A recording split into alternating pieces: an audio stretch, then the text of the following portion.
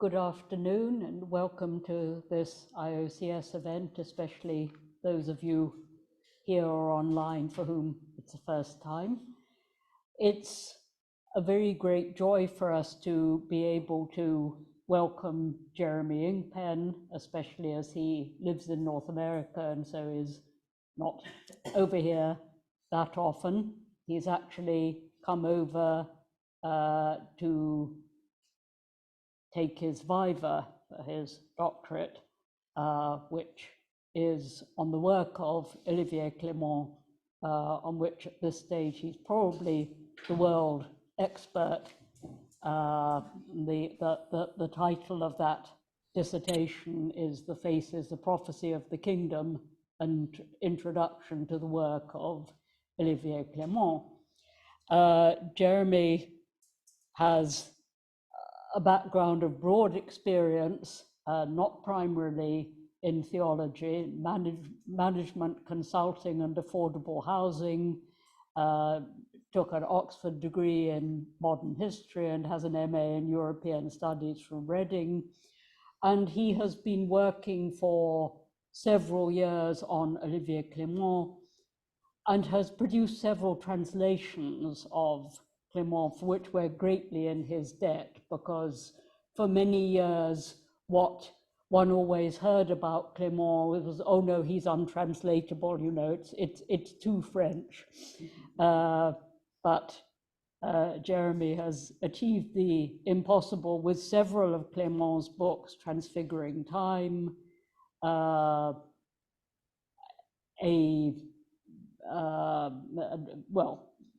essay of Clément's in Michel Evdokimov's Two Martyrs in a Godless World, which he also translated, and Clément's dialogues with Patriarch Athenagoras, and I hope more in the pipeline.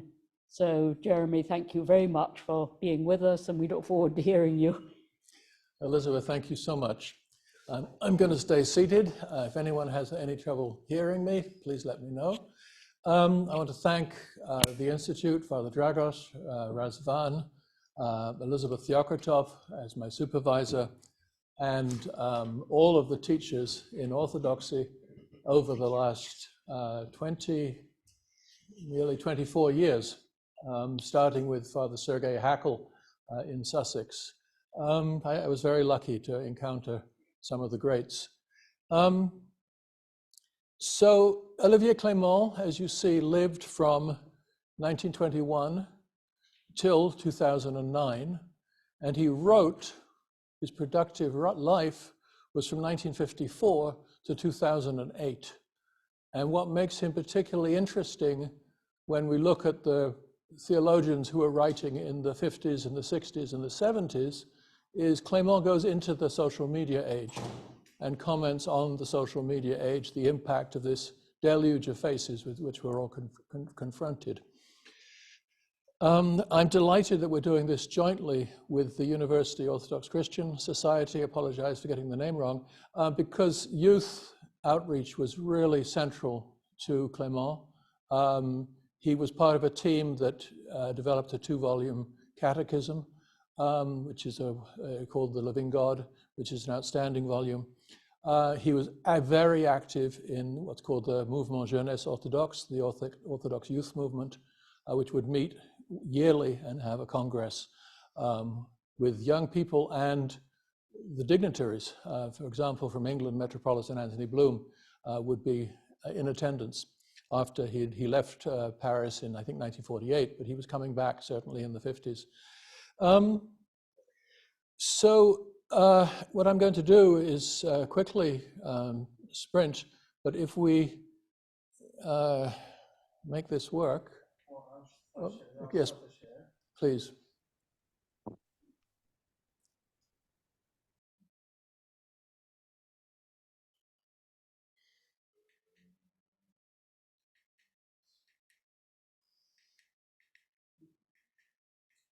Can you go back one, Razvan?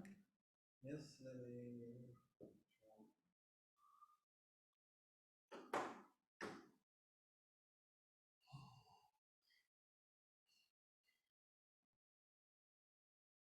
Here we go. So over the course of his writing career, he wrote some 30 or 35 books, which you see here, and only this little section at the back are commentaries, and the rest are books that he had an active part in creating.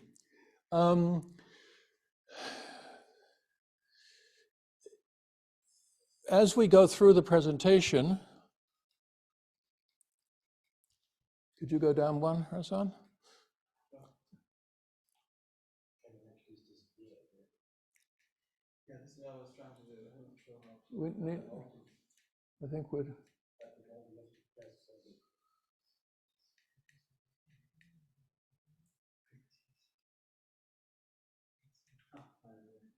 We need to go back 2, please. This is not working, unfortunately. Yeah. And we go down 1. Sorry, I skipped it. It does work. I'm doing it and you're doing it as well. So if it's Can we go back 1? It does work though from your remote.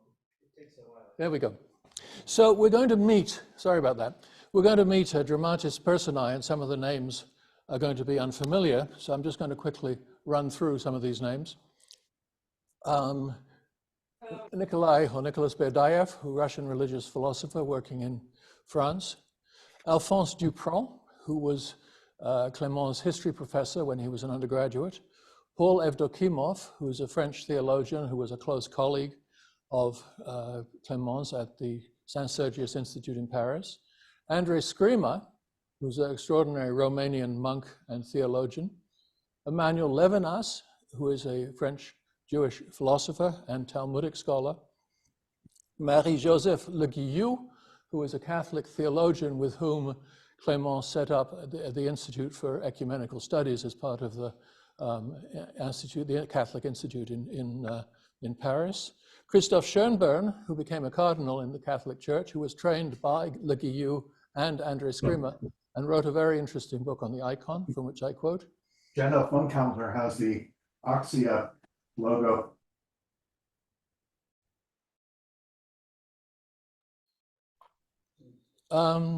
Eugene Trubetskoy, a Russian religious philosopher of the Silver Age, writing in 1910 through to 1920 when he died. Father Lev Gillet, who wrote as the monk of the Eastern Church, extraordinary writer working in England, but writing both in French and English. And a poet of the Russian Silver Age, Osip or Joseph Mandelstam. So while we look at the books, because it just, you gaze at all those titles, today's presentation is based on the final chapter of my dissertation. And the chapter is entitled, The Face as the Prophecy of the Kingdom. The thesis is entitled, The Face is the Prophecy, but the final chapter, The Face as the Prophecy. And I asked the question from the very beginning, can we articulate Clément's theology of the face? And it took a full 3 years of preliminary work, and then a full 4th year of writing and researching to be able to formulate what is still really a preliminary sketch of his theology of the face. So the dissertation goes step by step through his understanding of symbolic language, his understanding of created matter as being transparent in the Garden of Eden and becoming opaque with the fall, and then with the possibility of recovering that transparency. A multifaceted view on the person, where he engages with almost every theologian or philosopher writing about the person in the second half of the 20th century to formulate a view on the person. And of course, you can't talk about the face without looking at the person. So you have to get to the face by way of the person. And then I attempted to outline his theology of the face. Today, we're going to explore this without any preamble. So as highlights from a 20-page chapter, this is an express train ride, and the stations are going to flash by very fast. To help the reader, the listener, or the rider on the train, the important landmarks will be displayed on the screen. And there will also be a full version of this presentation available to refer to at the end.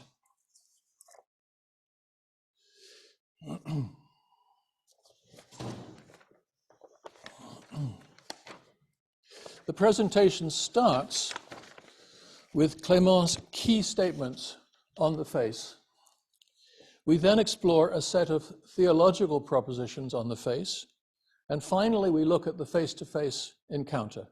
All in all, I'll speak for about 40 minutes, and we'll have ample time for questions and discussion. Can we go down one, please, Razvan?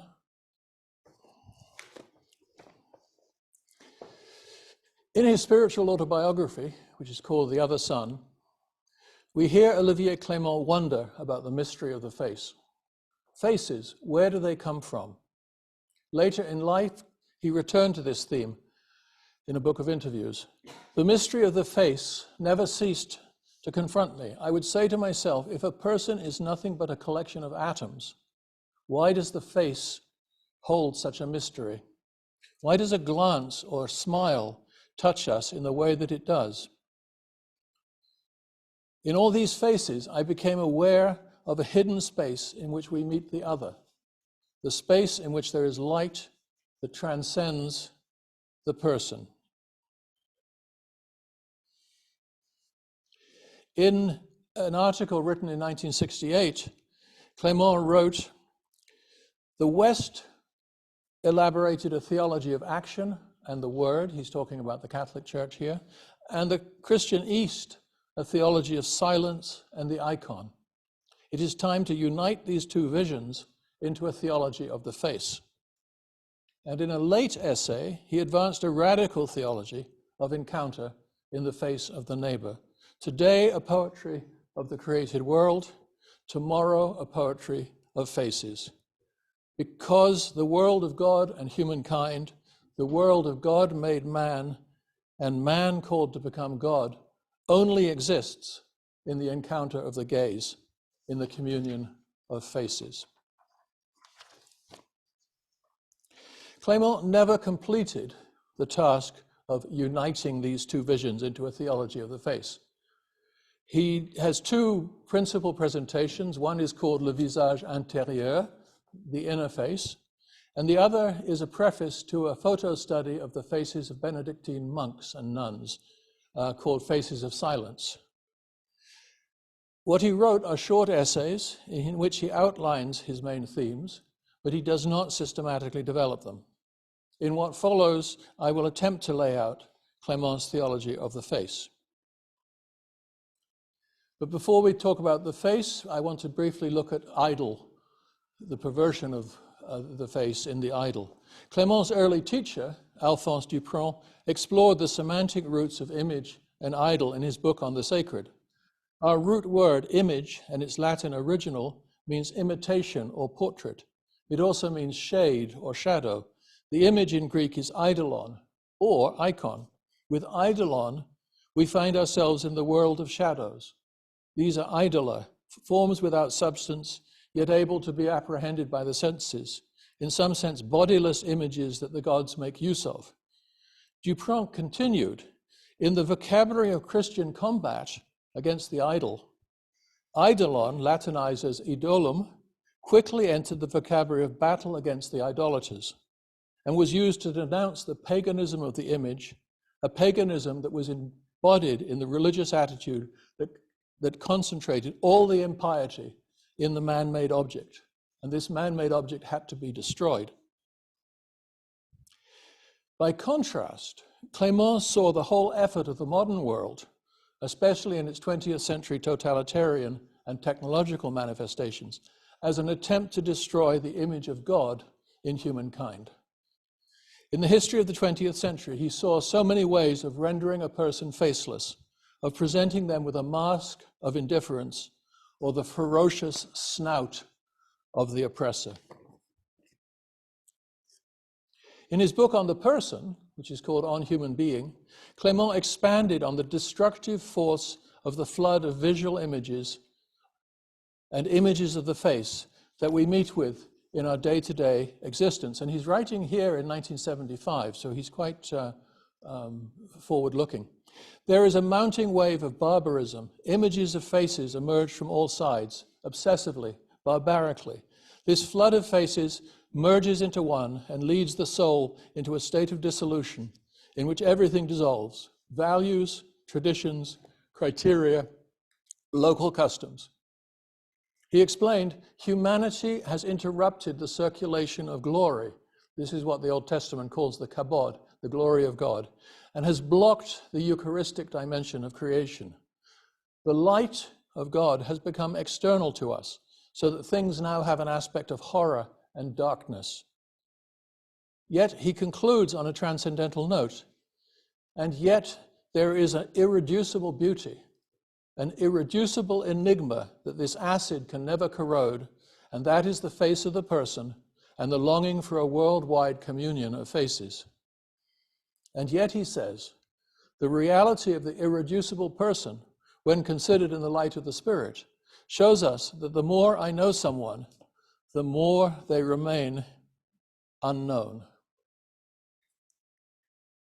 Can we go down one, please? We see this proposition. I think we need to move down one, please, Razvan. No, we've gone too far. There we go.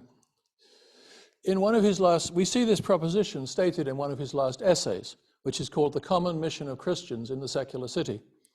In what he wrote, more and more we're finding that the fabric of society is not just crumpled, it is torn apart. And through the torn fabric enter nihilism and non-being.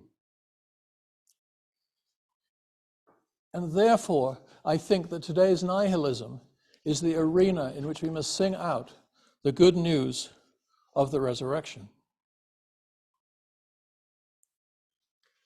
In the secularized city, one has the feeling that there are no more temples. And then he says, if there are temples, we're not sure what purpose they serve. But there are men, and there are women, and human faces, and these are the prophecy of the kingdom. And this phrase, frankly, is what started me on this journey. We had just begun COVID. We were isolated. I was looking out of my window at people walking down the street and asked myself, what would happen if we could live on that basis, that the faces we encounter are the prophecy of the kingdom? We're now going to talk about revelation in the iconic face. The Russian religious philosopher Eugene Trubetskoy tells us that the icon is not a portrait.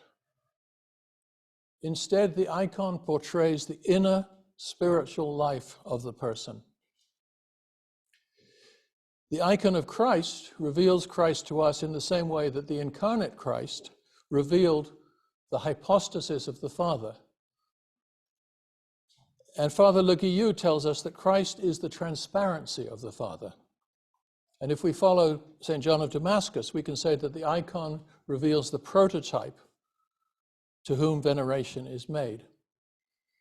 So here we encounter a question, which is knotty, which is the definition of the hypostasis. If we follow Gregory of Nyssa's definition, which curiously is in a letter entitled St. Basil's letter number 38, the hypostasis is the person who is defined and circumscribed. So how can the iconic portrayal reveal the unseen becoming hypostasis, becoming of the person? As cited by Clément, Christoph Schönborn offers us one path. The person is knowable and circumscribed in their energies, and unknowable and uncircumscribed in their essence. And this energies essence is a very familiar distinction in Orthodox thinking. Schönborn cites the text of Nicaea II, the Second Council of Nicaea. The person who venerates the icon venerates in it the hypostasis of the one who is there depicted. Clément also offers us another possible path, following Trubetskoy. The icon reveals the purified and perfected person who has attained the resemblance. Can we go down one, Razvan? So following this line of argument, we can say that the face of the person who we greet or who we encounter or who we welcome is not an icon of that person. But the face is the place in which the matter of the world, the prosopon, which is the external appearance of the person, and the becoming hypostasis, to borrow from a Greek theologian, the term, are all fused into one. And the face is the place in which the matter, the prosopon, and the becoming hypostasis are all fused into one. In the case of the purified, stripped bare ascetic, and Clément refers to Patriarch Athenagoras in his old age, where he was very lean and very stripped down, the face may already be becoming iconic. And then Father Le Guillou tells us that in the case of the tormented and suffering human, the face may be directly the revelation of the suffering and crucified Christ. As Paul Evdokimov explained, the icon is also a pedagogy, a teaching mechanism. As Clément restates this, there comes to us the testimony of the icon, testimony of an eternity that opens in the unfathomable depths of the face, of a God who has become a real face, so that in him we could decipher the human face. The final proof of the existence of God, said Evdokimov, is that of the icon, of the radiance of some faces. In the school of the icon, we learn how to decipher each face around us as the horizon of the world, the place in which everything begins to catch fire. This is a moment of seizing and of being seized. Schematically, we may represent this as follows. We have in the school of the icon, we learn to decipher each face around us as the place in which everything begins to catch fire.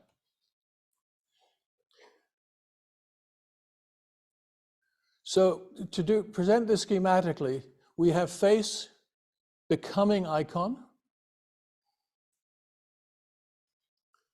the face revealing the person revealed in the icon, and in the center, we have the presence or the Shekinah of God.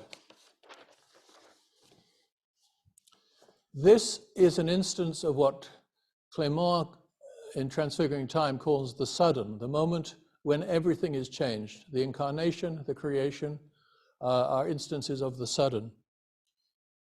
Go one more, please. In this instant, everything, then for an instant, the face opens, this supreme place in which nature becomes porous to the person. First of all, by way of the transparency of the eyes. For an instant, the face is not seen according to the heaviness of nature, but in God. And then everything is turned upside down. Rather than the person being explained by the world in which she is immersed, the presence suddenly sheds light on the world and explains its meaning. That's the end of the first section. So Clément has a habit in his writing, although he's a very poetic writer, of boiling things down into a set of propositions. You find this in almost every one of his works. And here we find in the chapter called God as Face, Le Dieu Visage, a set of propositions that start from Philippians, who though he was divine, one more please.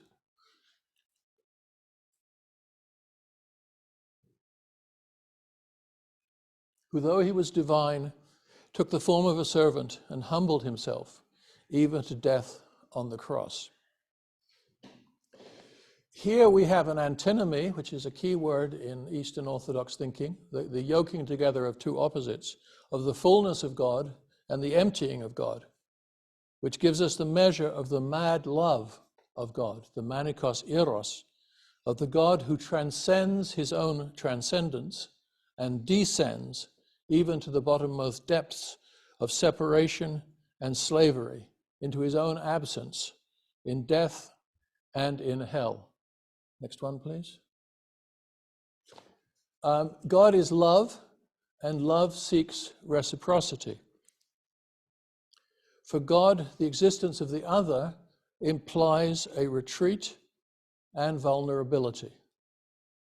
Fundamental statement. And therefore, the face of God was not only that of a time-bound, contingent individual who lived in time, but also the non-face of a slave, of the one who is not seen. One more, please. In Christ, God has become the ultimate face, the face of the servant who has no form nor charm to attract us, and yet who is radiant with a singular beauty.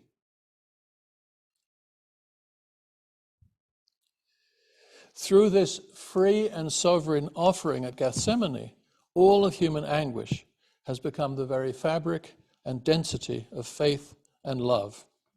The face of Christ forever signifies the living icon of love. We're quoting here directly from Clément. One more, please. This face of face, disfigured and transfigured by love, is indeed the face of God, without any separation. This face only leads us to God. Clément then says, Christ reveals to us what we have sensed from the most humble face. The face does not open onto a transpersonal essence. He has in mind here the Eastern Buddhist, perhaps, emptying of self and reaching some disembodied state. The face does not open onto a transpersonal essence, but onto the secret of the person. And he then looks at the Transfiguration. In the Transfiguration, Jesus appears as the source of light. Clément cites Anastasius of Sinai. How amazing is this face? It is none other than the house of God and the gate of heaven. Through Christ, we see God in the form of man, his face shining brighter than the sun. Christ, as we say in the Nicene Creed, is the light of light. Clément cites Cyril of Alexandria. Christ is the glory of the Father, the glory issuing from the very substance of light. The Son issues from the Father like a pure outpouring of light. Next slide, please. And this light constitutes the essence of beauty, because beauty is a divine name, a divine energy, one of the fundamental modes of the presence of God in his creation. We're quoting directly from Clément here. In Christ, the light of divine beauty restores human beauty. Christ has reestablished the image of God in us to its original dignity and has united it to divine beauty. I'm going to focus this final section on the face as encounter. Razvan, if we can go down one. And we start with this compelling statement that the world only exists in the field of encounter of the gaze. Nicholas Berdyaev described the face as witness to the eschatological transformation of the world into the image of beauty. Clément calls this a breach in the material world. The face is a breach in the material world, in the opaque world. Now, we've seen that iconic viewing, and we'll see that schematic diagram again in the end. We've seen that iconic viewing is an encounter with the divine presence, with the Shekinah. Both Father André Scrima and Father Lev Gillet tell us that to utter the name of God is also a meeting with the divine presence. In his book on the Jesus Prayer, Father Lev Gillet writes, the Greek text of the New Testament uses three formulae when referring to the name of Jesus: epito onomati, esto onoma, ento onomati. In ento onomati, our spirit is transported into the name, it is united to the name, and makes its abode there. We find this summoning of the divine presence in Osip Mandelstrom's poem, where the divine presence is an instance of the sudden. God, I said by mistake, never thinking myself to use that word. God's name, like a giant bird, flew from my breast.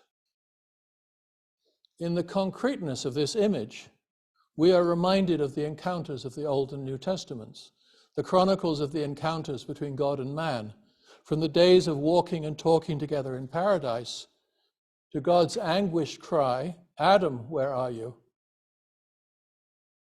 From God's anguished cry to the new Adam, Christ's anguished cry, my God, why hast thou forsaken me?" The whole of the Old Testament is a story of encounter, an encounter that has at its heart the plea, "Let me see your face." In God as face, le Dieu visage, Clément takes us through the antinomy of God veiled and unveiled, which leads to the encounter with Christ and with the person in whom we encounter Christ. This encounter with Christ leads to the revelation of the transfiguration and the outpouring of glory, and this transfiguration and outpouring of glory leads to the meditation on the icon as a transfigured face. This sequence of veiled and unveiled, encounter and transfiguration also applies to the face-to-face encounter with our neighbor. Next slide, please, Razvan. This sequence of veiled and unveiled, encounter and transfiguration, also applies to the face-to-face encounter with our neighbor. Clément wrote several books or articles on the theme of transfiguration: Transfiguring Time, Transfiguring the Universe, Transfiguration in the Abyss, and the Icon Transfigured Face.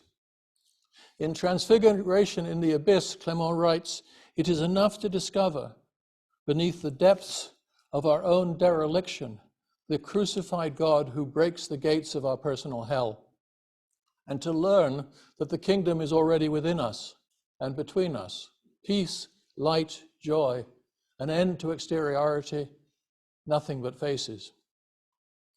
And in the icon, Transfigured Face, Clément writes, "The icon leads us from the perceived other to the hidden other, to the secret of her face hidden with Christ in God. God became face, and the ultimate proof of the God for the person today is no doubt the human face when it is stripped of all its pretensions and is lit up by another light, when the face begins to become icon."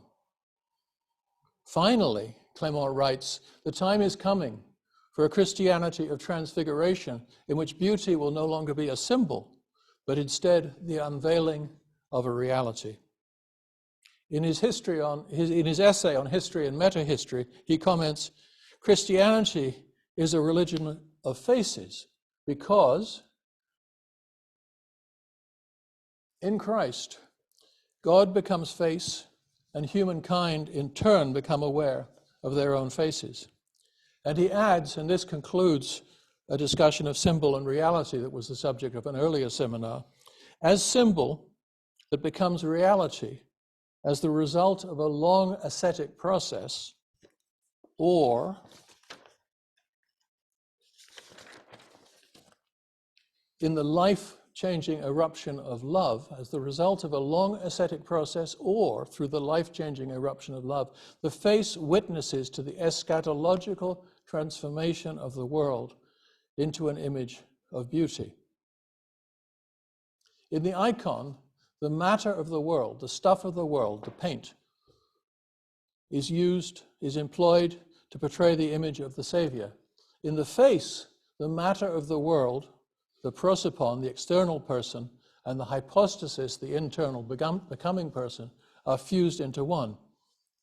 Regarding the face-to-face encounter, Clément says, "For an instant this face opens, this supreme place in which nature becomes porous to the hypostasis, and first of all by way of the transparency of the eyes. And then, for an instant, the person is not seen according to the heaviness of nature, but in God. And then everything is turned upside down. Rather than the person being explained by the world in which she is immersed, her presence suddenly sheds light on the world and explains its meaning." In Visage de Silence, the faces of silence, Clément tells us that the gaze is Eucharistic. Here we have to make a distinction. The gaze is Eucharistic, but it's not a Eucharist. It's the possibility of a Eucharistic encounter with the other, the neighbor, the other, in the face-to-face. We have to distinguish here between the transformation of matter in the Eucharistic host and the Eucharistic encounter with the Icos, with the likeness of the icon. We can say that the Eucharistic host is Christ. We cannot say that the icon of Christ is Christ. Paul Evdokimov explained this distinction with respect to the rite for the blessing of the icon.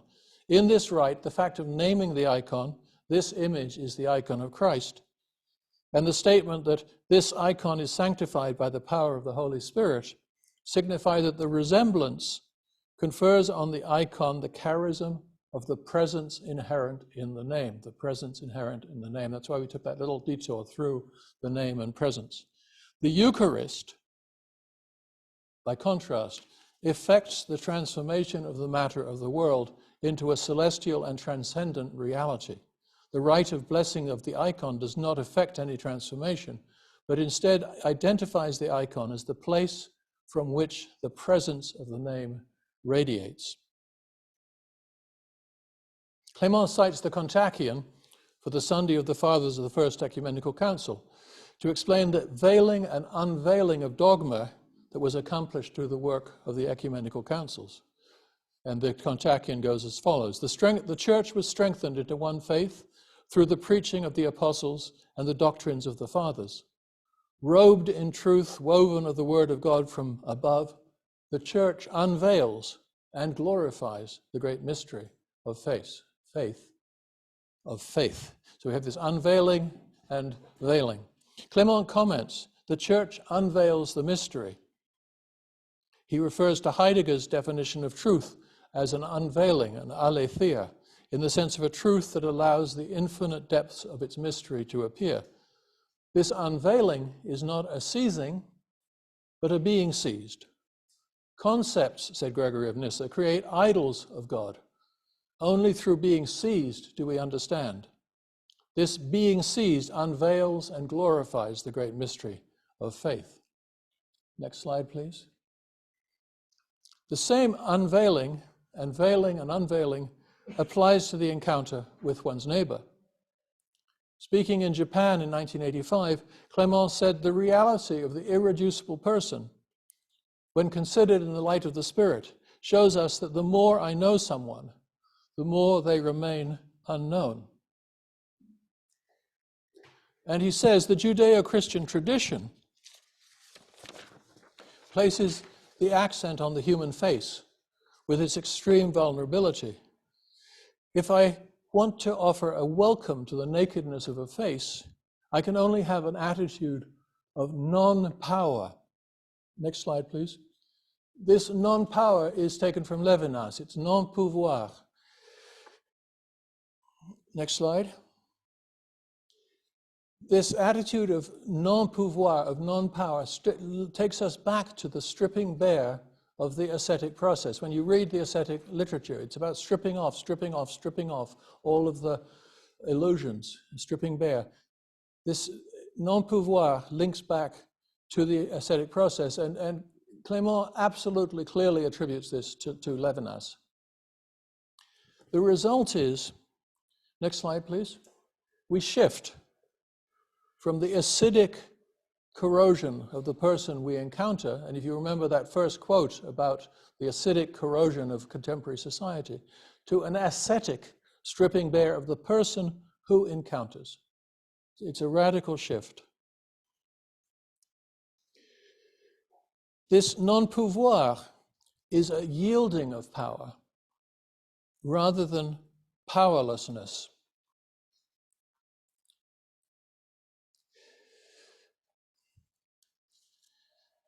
Next slide, please. This encounter is the experiential equivalent of the encounter with Christ that is expressed by St. Gregory Palamas. Altogether he is inaccessible, and altogether he remains participable. In this unveiling, Clément comments, he remains concealed by the superabundance of his light for an encounter that is always new. And Clément concludes with a radical statement of the theology of the face. Today, a poetry of the created world. Tomorrow, a poetry of faces. Because the world of God and the human, the world of God made man and the human called to become God, called to theosis, next slide, only exists in the field of encounter of the gaze, in the communion of faces. And that brings us to the end of this sprint. I'm just going to give you a little bit of background. So there is up on the table QR codes for those who want to wield their phone and find this PowerPoint and the full text. Clément's major works in English, just quickly run through. The one that most people have the greatest chance to encounter is called The Roots of Christian Mysticism, which is an anthology of patristic passages with linking statements by Clément. It's actually quite interesting to read it as an anthology of Clément's thinking with linking patristic passages. To be a translator of Clément, you have to be called Jeremy. So the translator of The Roots of Christian Mysticism and of On Human Being is Jeremy Hummerstone, Anglican priest, now retired. Transfiguring Time is a wonderful book on the religious understandings of time in every tradition, with the central proposition that the incarnation is the central event in human history. The Other Sun, which is Clément's spiritual autobiography, which you see came out in 2021, translated by Michael Donnelly, who at the same time translated The Song of Tears, which is Clément's meditation on the canon of St. Andrew of Crete, which we say in Lent. And it gives you some of his most concentrated thinking on ascetic practice. We can go down one more, please. Back the other way, please. No, we need to go the other way. There we go, one more.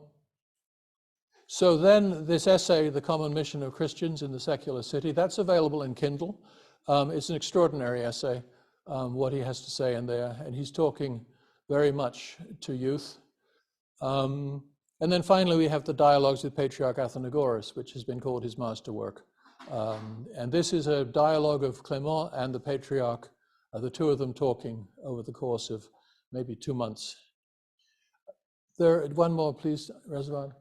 There are very few commentaries on Clément's work. There's quite an interesting article by Rowan Williams on liturgical humanism, orthodoxy, and the transformation of culture that can be found in 2 places. There's a very short passage in Father Andrew Louth's Modern Orthodox Thinkers. And there is an extraordinary interview, and I say this myself, by Mother Nectaria, who edits a journal called Road to Emmaus. And her modus operandi is to find a subject that intrigues her and then to interview someone with an unlimited amount of time. So this is a 40-page interview with me on time, incarnation, and eternity. It's on the website. And I was astonished reading it. I learned things about Clément and myself reading this interview. And that may be one of the easiest ways into Clément's understanding Clément, along with Michael Donnelly's introduction to The Other Sun. So just the last thing, if we go down one more.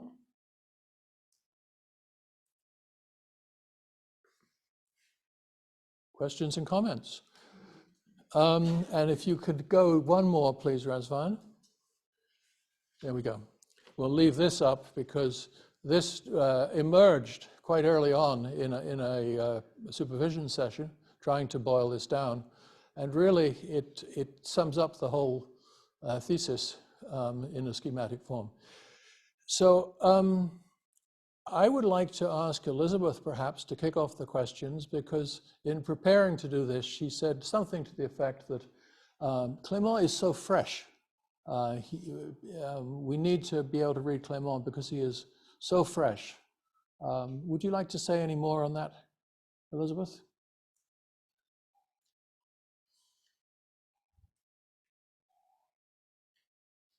do you want me to come to the front so that I can field questions, or speak from here, and do I need a...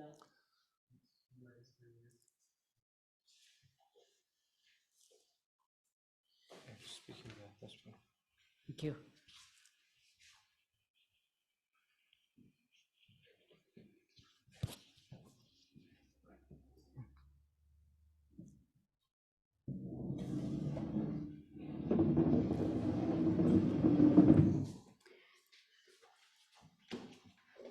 Well, I wasn't expecting this, and I don't really know that I've got much to add to what you've already said.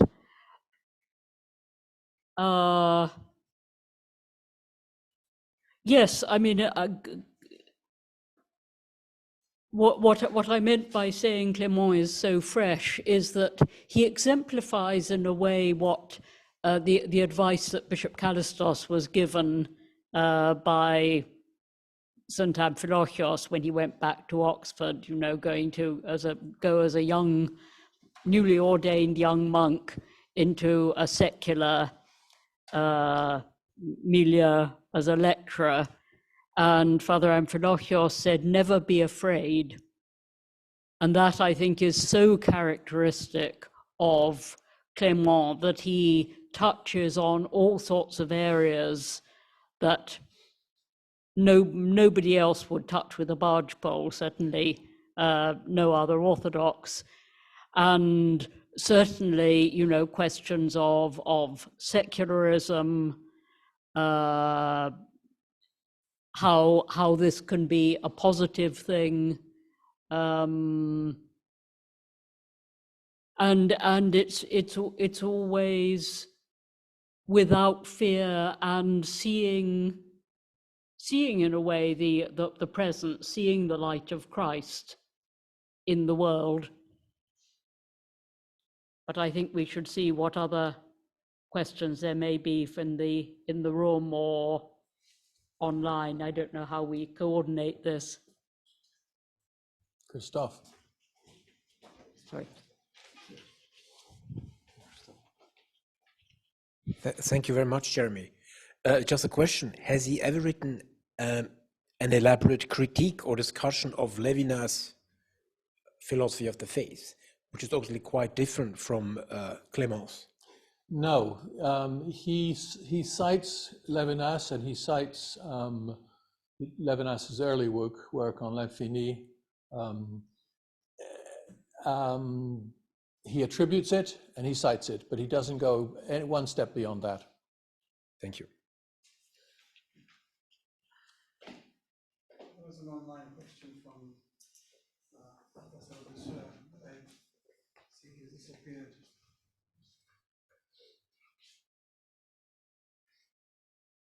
Anyone online or on site who wishes to ask questions? Oh, Andy McQueen. yes, Andy. Go ahead, Andy. Yes, you do. Can you hear me? Yep. Yes, we Coming can. from the wilds of Basingstoke. Thank you very much, Jeremy, for a fascinating talk. I just wonder whether we can press this concept of the face in Clément, and forgive me if I've got the wrong end of the stick, towards the so much focused on the reaction of our gaze on our neighbour. Does he extend it towards the rest of the matter of the world, the sort of the non-human faces that we find in creation? There's this sense of being veiling and unveiling and so on of revelation may equally apply. Companion animals, my cat sitting next to me, but I was thinking more of sort of the beauty and awe that's available to us in creation, because some of those things that you were talking about, human responses, could be transferable to the non-human matter of the world. He has a book called Le Sens de la Terre, The Meaning of the Earth, in which is his book on cosmology. And there he very much explores the divine revelation in the creation. Where he comes with the natural world is to a statement on the extreme appeal of that which is, l'appel extrême de ce qui est. And he reaches this unambiguously, interestingly, in Japan in an encounter with Shinto. And that there is an absolute beauty in the world that we encounter. I didn't spend a lot of time trying to chase that down, but it's a fascinating dimension of his work, particularly when you consider that he started out in the ascetic tradition with Archimandrit Sophrony, Saint Sophrony, who has I hesitate to say this, but it seems to me, has a quite severe attitude towards the created world, and asceticism involves withdrawing from the created world. So this extreme appeal of that which is runs through the latter part of his work. And yeah, I think that's as far as I can go. Okay, thank you very much. There's a question from Dr. Ladesseur. Dr. Ladesseur, please. Yes. Thank you very much for an excellent lecture on Olivier Clément, whom I know quite well from different readings. I was wondering, though, in terms of influence and how Clément really developed this theology of the face, in terms of the theology of the human person of Nicholas Berdyaev. There's a quotation from Berdyaev from his book, Slavery and Freedom, which really, in a sense, is a kind of a summary of almost everything that you presented today. I was wondering how you view the relationship between Berdyaev's theology of the human person and particularly the focus on the face. I mean, for example, Berdyaev says, the face of man is the summit of the cosmic process, the greatest of its offspring. And he says, the face of man is the most amazing thing in the life of the world. Another world shines through it. These are some of the ideas that are developed very extensively, it seems to me, in Olivier Clément. But do you see the direct influence of Berdyaev in Clément's focus on the face, in effect, as the symbol and sign of the human personhood, in effect? Yes, he quotes Berdyaev directly on the face. One of the initial questions I was asked to consider by Pantelis Kalaitsidis was, could we tease out the influence of Berdyaev on Clément?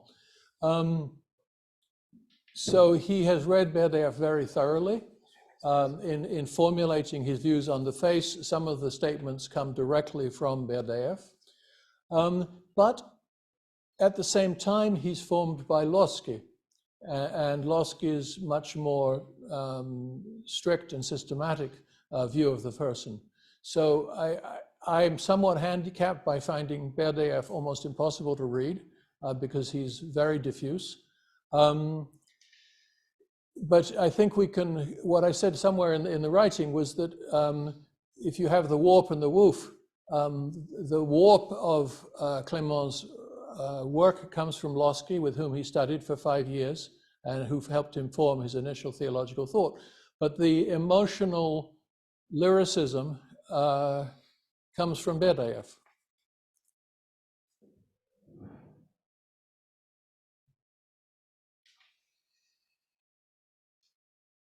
Thank you.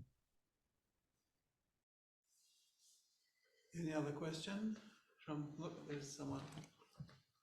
Romina. Thank you. Sorry. Hello. I have a question, but my hand is not getting picked up by the AI. Can I ask my question? Okay, go ahead and then. Jeremy, nice to meet you face to face. So nice to see you. Thank you. And thank you for your talk. Our brain is set up to recognize faces. It's for our own survival. If we look at a pattern that we tend to want to make faces out of it. That's just what attracted me to your talk. Did Clément, I'm also thinking of Hume philosophy, who also talked a lot about when we look at someone, depending on, we can sympathize with them if they are crying, for example. So it's absolutely important for our survival, and everything that you said in Clément's work about encounter and interaction. Did he touch upon Hume philosophy at all? Because he does talk a lot about, so for example, a child, when they look at us, and if we're pretending to cry, the child will cry. There's this sympathy that is transferred. And there are many, many other people who, besides Clément, who understand that this gaze between each other is important for our survival. So I was wondering, did he touch upon anyone else? Like, seeing that he lived up until 2009, and all that we know in the neuroscience is about facial recognition. That's my question. Yeah, or was it just theological? I haven't encountered any attempt to engage with neuropsychology. But I think it's important to state my rather modest goals in doing this study, which was to try and lay out the elements of Clément's thought clearly enough that the philosophers, the theologians, the scientists could say, if Clément said this, and it's securely based, then where do we fit his work in to what other people were thinking? Starting from the starting point, which was a number of people saying his work is impossible to translate, he's very poetic, he's not really a systematic thinker. My question was, can I establish some kind of thematic unity to his work? And having done that, can that be laid out so that, like I say, the professional theologians, the professional philosophers can look at it and say, if Clément says this in 2000 about the face, then this is parallel to what so-and-so is saying. The one parallel that's very obvious, and I wrote about it as contemporaries without dialogue, is this view of the face, the face in social media as dissolving social mechanisms, is something that Jean-Luc Marion writes about. And there appears to be almost no contact between Jean-Luc Marion and Clément. So Clément is formulating statements that look very much just like statements that Marion will formulate, but I can find, apart from one sentence citation, no place where Clément refers to Marion or where Marion refers to Clément. So there's another track going on within Catholic theology of understanding this corrosive impact of the flood of faces on the ethical encounter between human beings. And Clément doesn't engage with that. So my goal would be to say, if I've succeeded in laying something out so you can ask that question, how would this relate to what neuropsychologists were saying at the time? Then I've accomplished my modest goal. You have, that's what my point is. You present it like he's spot on, and thank you for all of this work to reveal it. It's spot on. Thank you. Thank you. There's a question from our friend Peter. Oh, there's a, oh yes. Sorry. Oh, Peter, you're next. Sorry. I don't think this is a particularly interesting question, but I wanted to ask about what you touched on with, in terms of, even with non-faces and in terms of people that are sort of what you might say marginalized. Could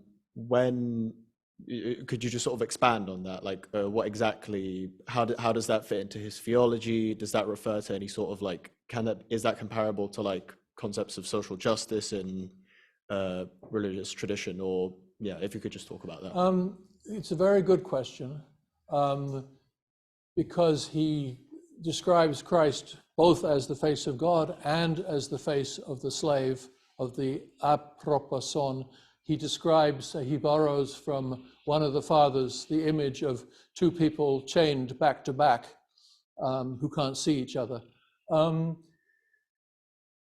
His most interesting meditation on the faceless person, the person who's been stripped of their standing in society, is in an essay that he wrote, or it's a meditation that he wrote for Pope John Paul II, on the Via Crucis, the road of the cross to Rome. Every year, the Pope on Good Friday gives a talk, a meditation on the Via Crucis. And Clément's is extremely interesting because in Orthodox spirituality, we push images aside. We do not focus on the nails, the blood, the dirt, the pain. And in this Road of the Cross to Rome, he explicitly focuses on that, but coming from an Orthodox standpoint. And he focuses on the person who was asked to pick up Christ's cross. His name begins with C, I can't think right now, who comes in and describes him as a poor peasant coming home from the fields, who was grabbed and told to take this cross. And this does also link to this idea of le guilleuse, that the absolute stripped down, lost, homeless person on the street does give us the face of Christ. So we see the face of Christ in that person in a way that we don't see in all these excellent people here. So there is this, the Via Crucis, which I have translated, I hope to get it published, is probably his most extensive meditation on the facelessness of people, including Jesus, as he is taking his cross to be crucified. Okay, there are some questions online. Peter, go ahead. You're muted, Peter. So I am. Congratulations on a wonderful lecture, Jeremy. It's been a subtext of your lecture and the Q&A that the face is, by definition, a social thing, and well, here's another face for you. The unobserved face is inert in a way. I mean, the face acts by being beheld. This is when the face exerts its power as prosopon. Does Clément engage? I mean, he's a student of Losky who is already developing this kind of personalist theology in conversation with what secular philosophers were on about in personalism in the 20th century. Later on, Zizioulas in his way, Yanaras in his way. So do you discern a kind of a personalist trend within what Clément is doing, and is he citing any of the other either secular or Orthodox personalist theologians who ground all of being on relationship of communion? Yeah, it's a very good question. The chapter on the person is headed with a quote from Wallace Stevens on 14 ways of looking at a blackbird. And it's Clément touches on Losky, he touches on Berdayev, he touches on Nesmelov, he touches on Staniloy.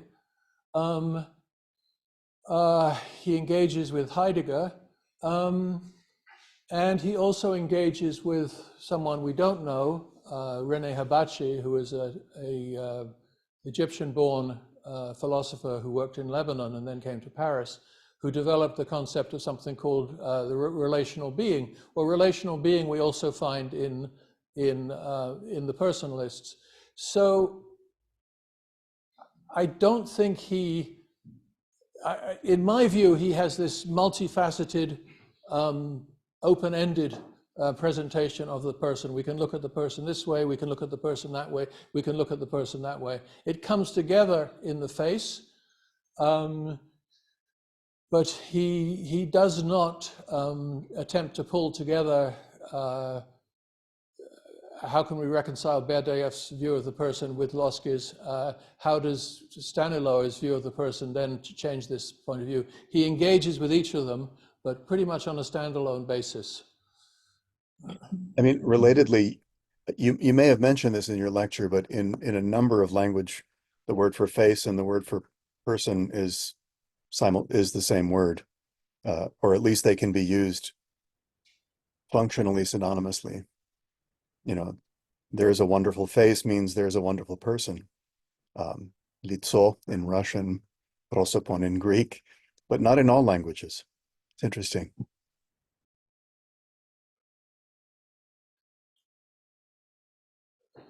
We have a question on the text. Yes, Cherry has been waiting for a while, so maybe we should go to Cherry first and then address Hermina's new question.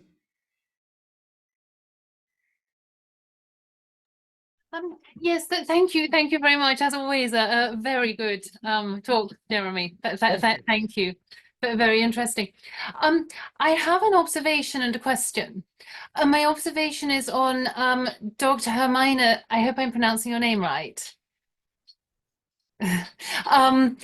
You're muted. I can't. Hermina's fine, thank you. I mean, okay, yeah. So sorry about that. Which is that because Christianity is of necessity non-reductionist,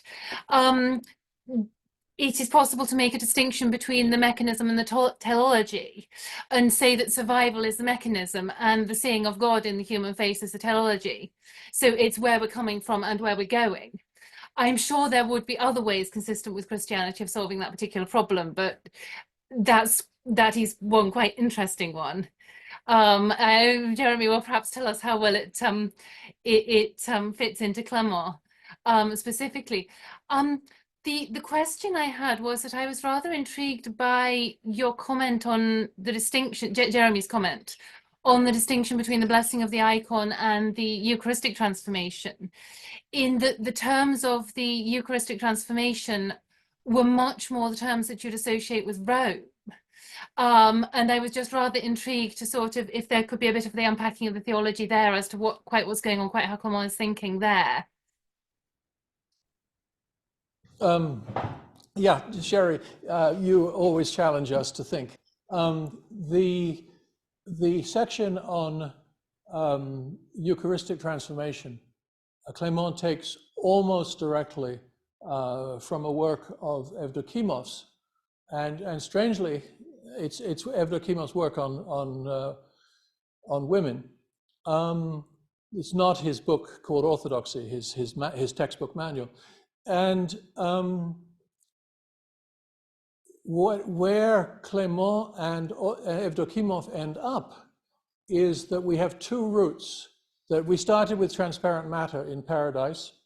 We went through the opacity of the fall. We have the opportunity of recovering the transparency. And we have two routes to get to that. One is through the arduous ascetic path, where the ascetic recovers their transparency through stripping bare, and the second is through taking in the Eucharistic host, that the Eucharistic host itself becomes transparent again, and when we take it in, we, at least for a moment, at least partially, are entering into the parousia and into transparency. So he draws this from Evdokimov. It's actually very interesting to read Evdokimov as a theologian of the Holy Spirit and a theologian of Eucharistic transformation, because he's underappreciated in that regard. This is just a radical idea. You might actually, I was thinking coming into this, you might actually boil Clément's thought down into these two paths towards transparency. One through the ascetic path and prayer, the other through taking in the Eucharistic host. And then the statement on the icon is just a flat statement. This is not a Eucharistic transformation. This is not the transformation of the Eucharist in the blessing of the icon. Christoph.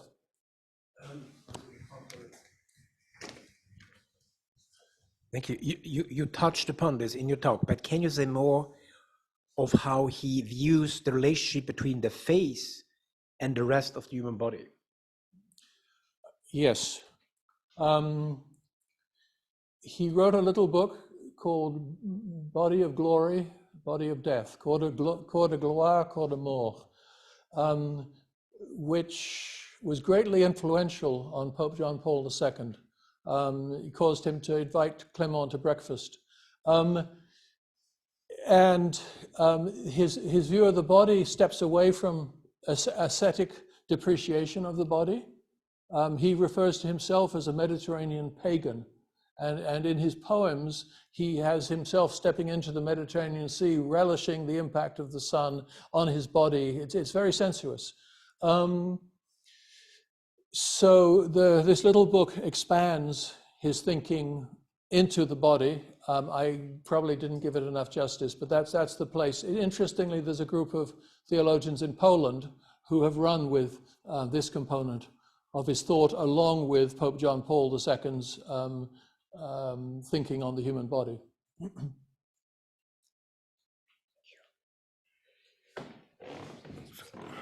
is another question from Hermina. She says, does Clément speak imagined face as opposed to a physical face-to-face encounter? For example, imagining the face of a person, how might that impact communion between persons? Yeah, I would say not.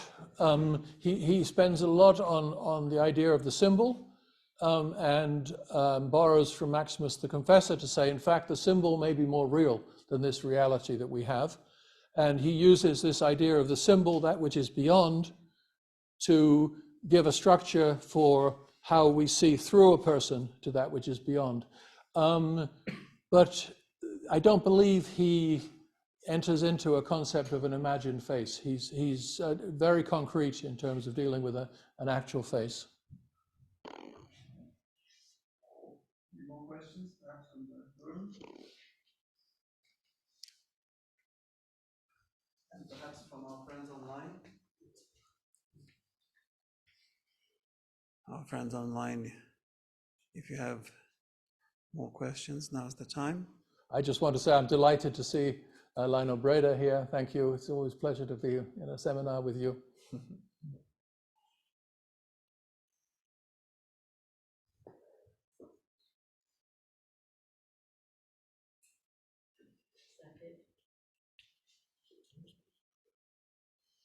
Well, if there are no more questions or comments, either from the room or from online, we could. Oh, Tatiana. Not a very theological comment. Long ago, I went to Armenia for the first time in my life. And then on my return, I tried to describe my impressions, and I said, the most beautiful people whom I've seen in Armenia were old women. After 1924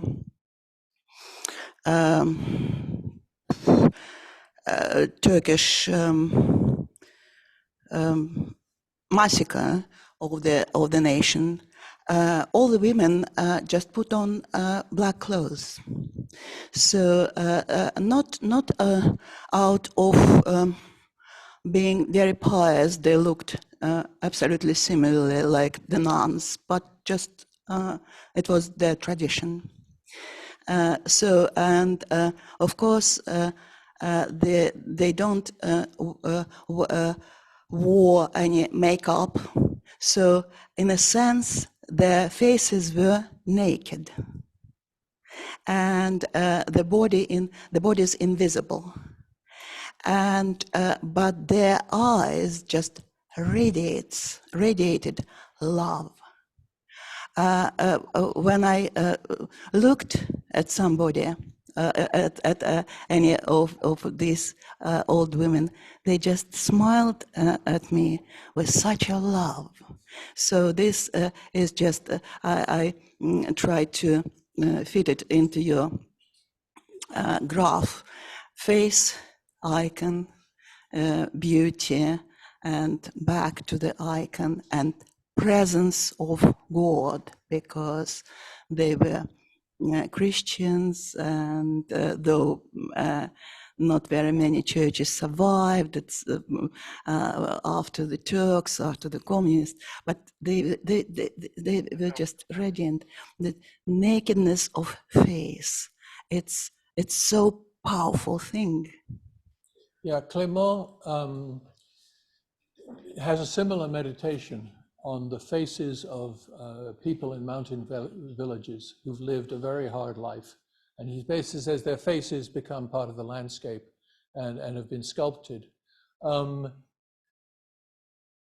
And interestingly, one of the points of contact is, and you find this meditation in this essay called Visage de Silence, Faces of Silence, meditating on the faces of Benedictine monks and nuns.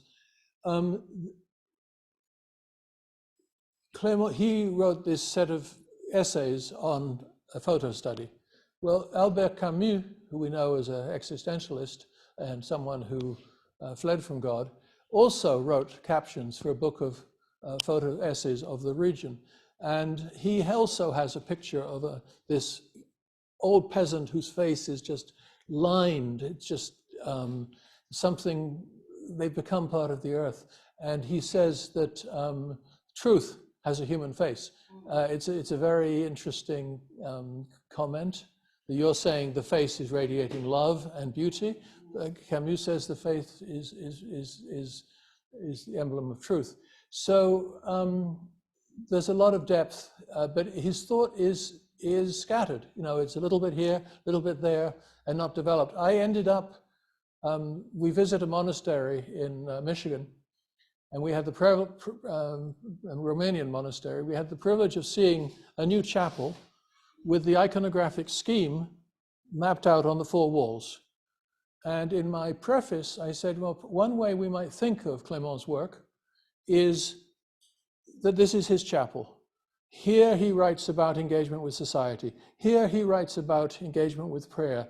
Here he meditates on a liturgical text. Here in the front, he meditates on Christ.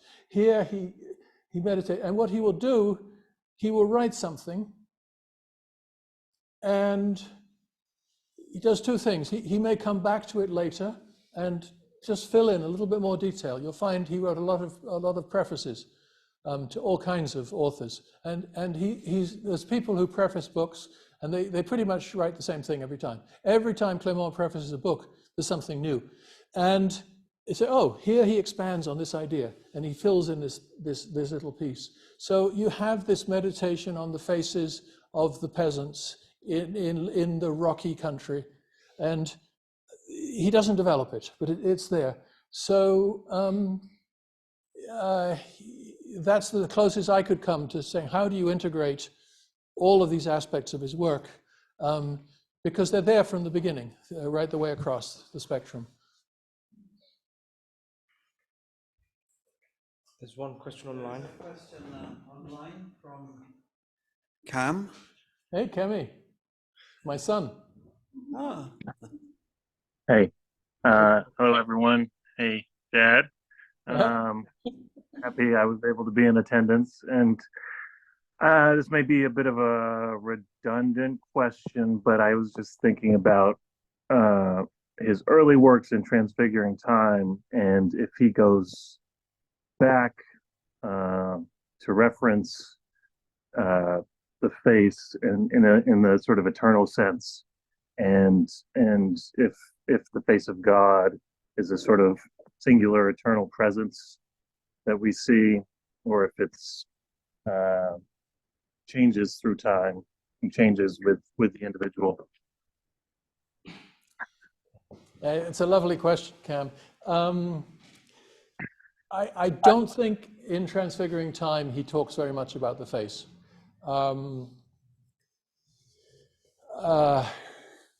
But equally, there's a very early article that he wrote at the same time on Irenaeus of Lyon that he does talk about the face.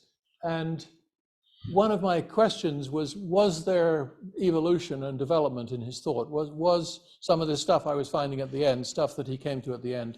And he really has comes out of the box with a whole, almost complete vision. He's writing with incredible authority in his very first writings. But Cam, that's a fascinating question that we'll have to look at more closely. Thank you.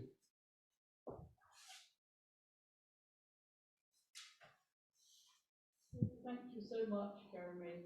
Because passing on tradition is such an important. Sorry. Thank you. Yes, I'm expressing my thanks and saying that passing on tradition is such an important element of theology, and you very modestly say that what you're trying to do with Clément is set out reasonably clearly and in English much of his thought for people to take further. And I think you've given us a taste of how successfully you've managed to do that. So many thanks. Thank you.